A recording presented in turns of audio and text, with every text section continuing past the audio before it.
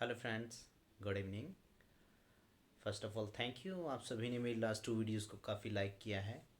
और मुझे कुछ कमेंट्स आए हैं और मैसेज भी आए हैं फ्रेशर्स के कि एक फ्रेशर को कैसे अपना सीवी बनाना चाहिए और अपने सीवी में क्या क्या लिखना चाहिए। तो चलिए आज हम बात करते हैं कि एक फ्रेशर को क्या क्या ध्यान में रखना होगा जब कोई भी जॉब के लिए अप्लाई करता है या अप्लाई करना चाह रहा है। तो सबसे पहले है कि जब हम कैंपस में रहते हैं, कैंपस लास्ट ईयर में, हम अपना स्पेशलाइजेशन भूल जाते हैं पर्टिकुलरली, क्योंकि हमें जॉब की एकदम नीड हो जाती है कि अब तो मैं ग्रेजुएट हो गया या पोस्ट ग्रेजुएट हो गया हूँ और मुझे जॉब करनी है। तो काफ़ी बार हम देखते हैं कि आपने अपनी एजुकेशन में स्पेशलाइजेशन किया है लाइवलीहुड या हेल्थ से या एजुकेशन से, और आप मिक्स कर जाते हैं उस चीज़ को लेके कि आपने एजुकेशन में किया है, आप हेल्थ में काम कर रहे हैं, हेल्थ में किया है, मार्केटिंग में काम कर रहे हैं, लाइवलीहुड में काम करते हैं। तो पर्टिकुलरली आप अपना जो इंटरेस्ट एरिया है उसको ही छोड़ देते हैं। वो आपकी प्रोफाइल पे काफ़ी इम्पेक्ट करता है, क्योंकि आपने जो अपनी नॉलेज गेन की है पढ़ाई के टाइम पे उसका प्रॉपर यूज़ नहीं कर पाते हैं। तो सबसे पहले आपको ध्यान में रखना होगा कि जब आप लास्ट सेमेस्टर में हैं या आप सेकंड लास्ट सेमेस्टर में हैं, कि आप अपना इंटरेस्ट फाइंड कीजिए कि आपका पर्टिकुलर इंटरेस्ट क्या है, और उसी के अकॉर्डिंग आप अपना मार्केट एक्सप्लोर करना स्टार्ट कर दीजिए। कि आप गूगल पे जाइए और उस पे देखिए, अगर आपका पर्टिकुलर मान लीजिए एरिया है कि आप लाइवलीहुड में काम करना चाहते हैं, तो लाइवलीहुड में कौन कौन से ऑर्गेनाइजेशन है जो लाइवलीहुड पे काम कर रहे हैं, और आप किस तरह की लाइवलीहुड पे वो काम कर रहे हैं, एग्रीकल्चर बेस्ड है या नॉन फार्म सेक्टर की है या फिर एंटरप्राइजेज है या फिर पर्टिकुलरली किस तरह की लाइवलीहुड पे वो काम कर रही हैं। तो फिर उसके अकॉर्डिंग ही आपको आइडेंटिफाई करना होगा कि आपका पर्टिकुलर लाइवलीहुड में कौन सा इंटरेस्टेड एरिया है जहाँ पे आप प्रोसीड कर सकते हैं। फिर उसी के अकॉर्डिंग फिर से आपको ऑनलाइन जाके मार्केट सर्च करना ज़रूरी है, वो करना पड़ेगा कि किस तरह की जॉब अपॉर्चुनिटीज़ उस सेक्टर में अवेलेबल है।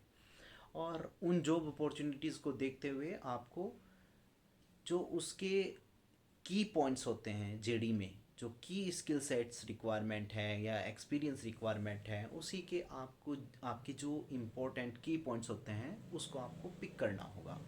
और उसको पिक करने के बाद में आपको एक अपना स्टेटमेंट ऑफ पर्पस बनाना होगा, जिसमें आपको पर्टिकुलरली ये हाईलाइट करना पड़ेगा आपके रिज्यूमे में कि आप इसी पोजीशन के लिए इंटरेस्टेड हैं, क्योंकि आपके पास में वो सब स्किल सेट है जो इस पर्टिकुलर पोजीशन के लिए रिक्वायर्ड है।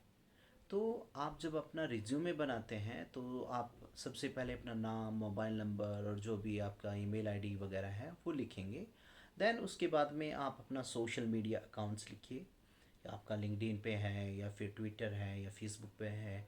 काफ़ी बार क्या होता है कि काफ़ी रिक्रूटर या एम्प्लॉयर होते हैं जो आपकी सोशल मीडिया प्रोफाइल्स को भी चेक करते हैं कि आपकी किस तरह की एक्टिविटीज़ उस पे हैं और आपने क्या क्या उसमें अपलोड किया है, आपका क्या स्किल सेट्स हैं उसमें। तो वो भी रिक्रूटर देखते हैं। तो आप अपनी जो लिंक्डइन प्रोफाइल है या सोशल मीडिया प्रोफाइल है उसको अपडेट करके रखिए।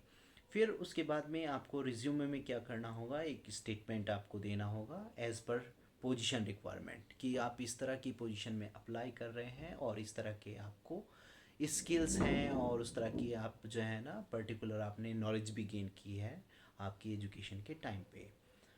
फिर उसके बाद में आप अपना एजुकेशन लिखिए, आपका क्या क्या पर्टिकुलर स्पेशलाइजेशन रहा है, क्या डिग्री थी, कहाँ से किया है वो सब।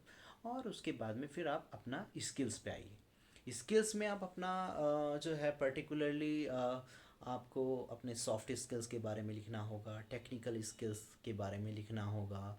और उसके बाद में क्या आपकी पर्टिकुलर जो है ना मैनेजमेंट का स्किल्स कुछ है, लीडरशिप क्वालिटी है, तो उसके बारे में भी आप उसको लिख सकते हैं। फिर उसके बाद में अगर हम बात करते हैं कि एक्सपीरियंस में आपको क्या लिखना चाहिए क्या नहीं लिखना चाहिए, तो फ्रेंड्स आपको सबसे पहले ध्यान रखना होगा कि आप आपने जो भी प्रोजेक्ट्स किए हैं या आपने इंटर्नशिप की है या फिर आपने फील्ड इमर्शंस किए हैं, तो उसमें क्या आपका टॉपिक था और किस तरह की आपने जो है ना किस तरह के जियोग्राफीज़ को कवर किया है, क्या क्या टास्क आपके थे वहाँ पर। तो इट इज़ वेरी इम्पोर्टेंट कि आपके पास में वो चीज़ें होनी चाहिए और किस तरह की आपकी लर्निंग्स रही हैं, तो वो आप बुलेट्स पॉइंट्स में वहाँ पे हाईलाइट कीजिए। आपने इंटर्नशिप की है, कितने पीरियड के लिए की है, किस ऑर्गेनाइजेशन में की है, और पर्टिकुलरली आपके क्या टास्क थे वहाँ पर, उसको हाईलाइट कीजिए। अगर आपने फिर उसके बाद में इंटर्नशिप के बाद में फील्ड इमर्शन किया है तो आपने किस जियोग्राफी में किया है, आपका टॉपिक था क्या था, और आपकी वहाँ पे लर्निंग्स क्या रही हैं, दैट इज़ वेरी इंपॉर्टेंट। उसके बाद में आप अपनी हॉबीज़ भी दिखा सकते हैं अपने रिज्यूमे में। ये आपकी जो भी पर्टिकुलर आपकी हॉबीज़ हैं, आप कुछ खेलते हैं या म्यूज़िक प्ले करते हैं तो आप वो भी मेंशन कर सकते हैं। बट आपको एक चीज़ ध्यान रखनी होगी कि आपकी जो भी इंफॉर्मेशन आप अपने रिज्यूमे में लिख रहे हैं वो आपको आनी चाहिए। आपको उसका नॉलेज होना चाहिए सबसे पहले। आप उसमें एक्सपर्ट होने चाहिए कि आपने जो भी लिखा है, आपने प्रोजेक्ट्स के बारे में लिखा है, आपकी पर्टिकुलर क्या लर्निंग्स हैं वहाँ पे, की अचीवमेंट्स रही हैं आपकी, किस तरह की आपकी रिपोर्टिंग रही है वहाँ पे, क्या क्या आपने सीखा है, वो सब आप ज़रूर मेंशन करें अपने रिज्यूमे में।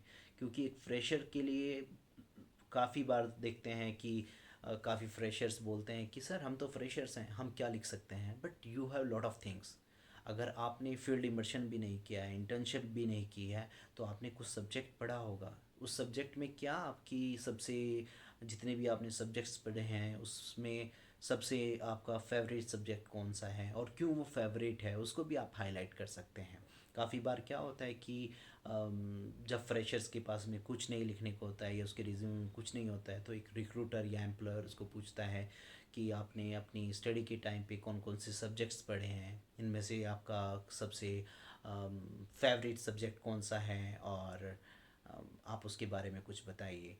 तो फ्रेंड्स, आपको इस तरह से अपना रिज्यूमे बनाना होगा कि आपको एटलीस्ट कुछ नॉलेज हो उस सब्जेक्ट के बारे में, उस फील्ड इमर्शन के बारे में, उस आपको इंटर्नशिप के बारे में, जिससे आप एक एम्प्लॉयर या रिक्रूटर के सामने अच्छे से रख पाओ। आशा करता हूँ अगर आप इस तरह अपना रिज्यूमे बनाएंगे एक फ्रेशर के होते हुए तो आपको अच्छी जॉब मिल सकती है, और मिल भी जाएगी। फर्स्ट ऑफ ऑल आपको अपना इंटरेस्ट फाइंड करना होगा कि किस में आपको इंटरेस्ट है और उसी में प्रोसीड करना चाहिए, क्योंकि आपकी करियर ग्रोथ के लिए वही अच्छा है। तो दोस्तों, आप मेरी ये थर्ड वीडियो है, मैं आपसे रिक्वेस्ट करूँगा आप इसको भी लाइक कीजिए, शेयर कीजिए और मेरे चैनल को सब्सक्राइब कीजिए। Thank you.